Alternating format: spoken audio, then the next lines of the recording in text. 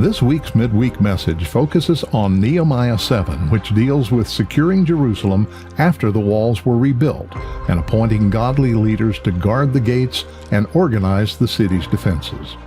It also records a census of the Jewish families who returned from the Babylonian exile, listing over 42,000 people and their contributions to the rebuilding of the temple. And now, here's Pastor Todd.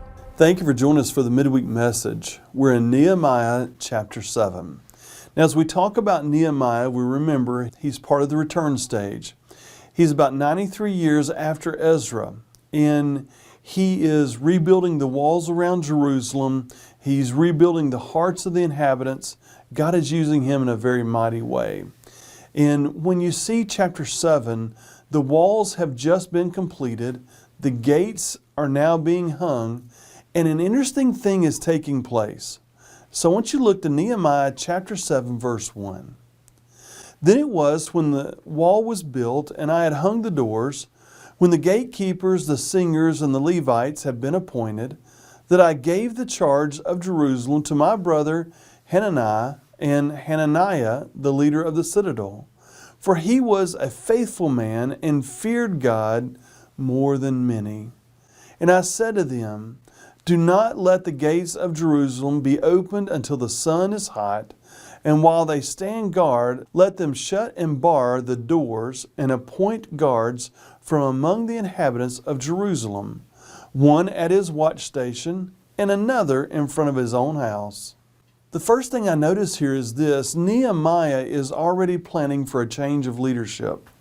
Nehemiah could very easily become governor and king over the area for many years to come. He's close to the king of Persia, and therefore being appointed over this area as governor or the king of this area would not have been hard. But Nehemiah doesn't want that. He's already told the king of Persia he's coming back. He planned on coming back, and so from the very beginning, he does this great work, but he's already planning the leadership to be turned back over to the people who were already there. As he turns over this leadership, I want you to notice what the mark of the leader is. It's not who's led the most people. It's not who's the oldest. It's not who is the loudest, tallest, best looking. Notice what he says the mark of leadership is. In verse 2, for he was a faithful man and feared God more than many. Nehemiah understood that the only reason for their return is that God had wanted his people to be back in the land that he chose for them. Nehemiah understood they needed a relationship with God and how important that relationship really is. In verse 4, Nehemiah wants the people to acknowledge and to be counted. Imagine now you've got those around Jerusalem who are constantly creating havoc. They're dealing with the nobles. They're dealing with others. They're constantly trying to bring in chaos into the city. And because of this, Nehemiah needs to know who really is a part of the Israelite people and who wants to be but isn't really a part of the Israelite people. He's trying to figure out who are the honest Israelites. And so he goes back to Ezra's counting. In Ezra chapter 2, 93 years earlier, Ezra had given them a list of the people who had returned, the families who had returned. Now, for an Israelite, your family history is everything to you. You know who your father is, your grandfather, your great-grandfather, your great-great-grandfather. You can tell the stories 5, 6, 10, 20 generations back without any problem.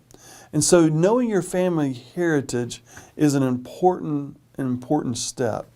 Now, they're trying, if you recall, they're trying to make sure that they remove those who had married in or become a part of the group, the local group, from the outside. They've removed those.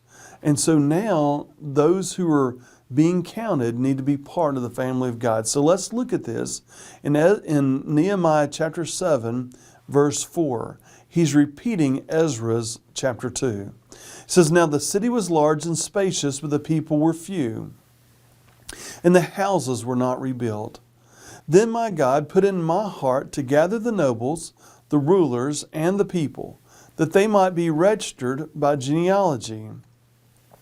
And I found a register of the genealogy of those who had come up in the first return, and found written in it, these are the people of the providence who came back from the captivity, of those who had been carried away, whom Nebuchadnezzar the king of Babylon had carried away, and who returned to Jerusalem and Judah, every one to his city.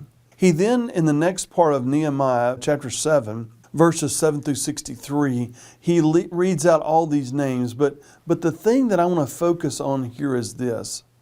Nehemiah wants God's people to truly be the people of God.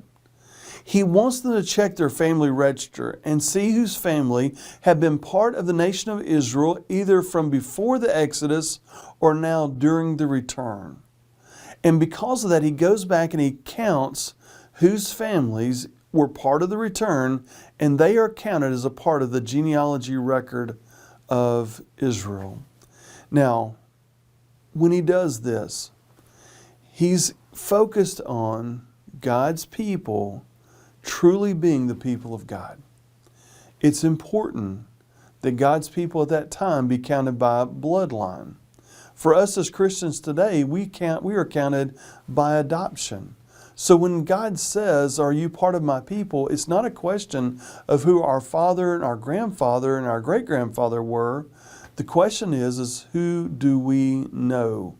Do we know Christ? So now, the question of salvation, the question of being the people of God is based not upon historical genealogy, it's based upon relationship with Christ. The third interesting thing I find here in today's lesson is this. There's a tool that God has given him from the time of the Exodus. When he first laid out the priest and the ensemble that the priest would wear, he gives them a tool for making decisions. Now look at Nehemiah chapter 7. We'll move all the way down to verse 64. Because Ezra includes in this reading of the genealogy of the people who returned, there was a group of people who returned with them or who are being counted, but they can't find record of them. So how do you handle that? What do you do if you can't remember or you don't know your genealogy, or you say that you know it, but then it doesn't show up? In verse 64 it says this, these sought their listing among those who were registered by genealogy, but it was not found. Therefore they were excluded from the priesthood as defiled. And the governor said to them that they should not eat of the most holy things till a priest could consult the Urim and Thummim. What is this Urim and Thummim? Well, this is a tool that God has given them.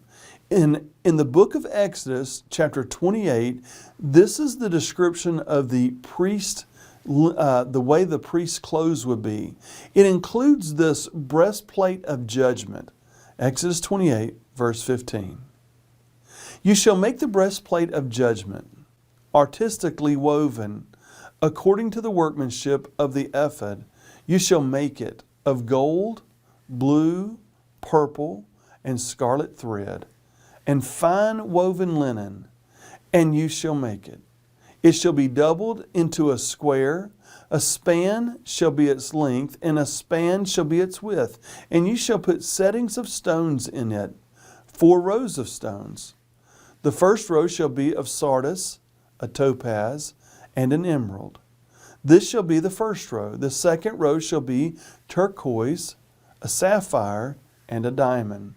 The third row, a jacinth, an agate, and an amethyst.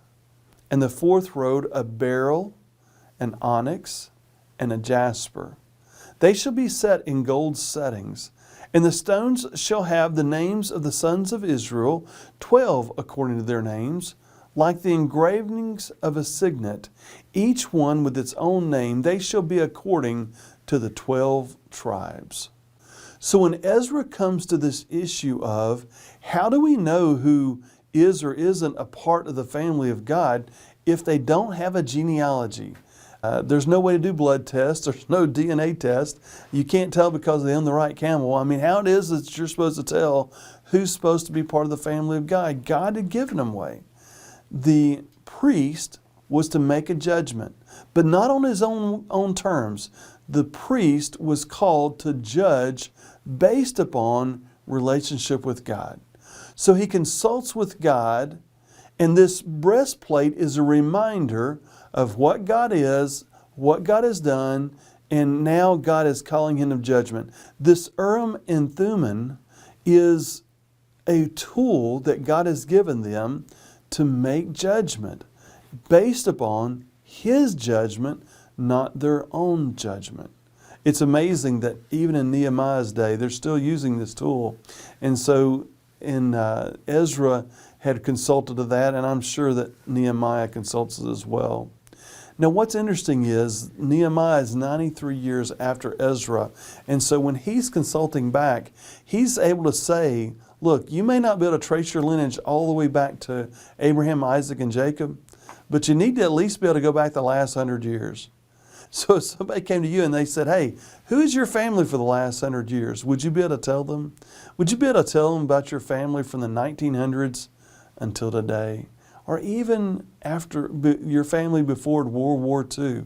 Could you tell them who they were? That's what Nehemiah is asking the children of Israel to do, to count their genealogy, because he wants them to both remember they're the people of God, and he wants to make sure they really are God's people. In the same way, I think God wants us to be His people as well. We're counted among that group, not because of our genealogy, but because of grace and the adoption of God into the family of Christ. Thank you for watching today. I pray God blesses you this week. Don't forget about the annual Oak Grove Baptist Church Patriotic Musical this Sunday evening, July 12th at 6 p.m. The Oak Grove Choir will present special music celebrating our country's 250th birthday. Join us as we honor members of each branch of our military. Anyone who has served is invited to wear their military uniform and be recognized for their service. All are welcome, and we invite everyone in the congregation to wear red, white, and blue, or any combination thereof, to show our patriotism as we celebrate America. Bring your family, your friends, your neighbors, and your co-workers. Invite everyone you know in the community to attend this special service. That's Sunday, July 12th at 6 p.m. at Oak Grove Baptist Church, 311 Cypress Street in Mount Carmel, Tennessee. We'll see you there.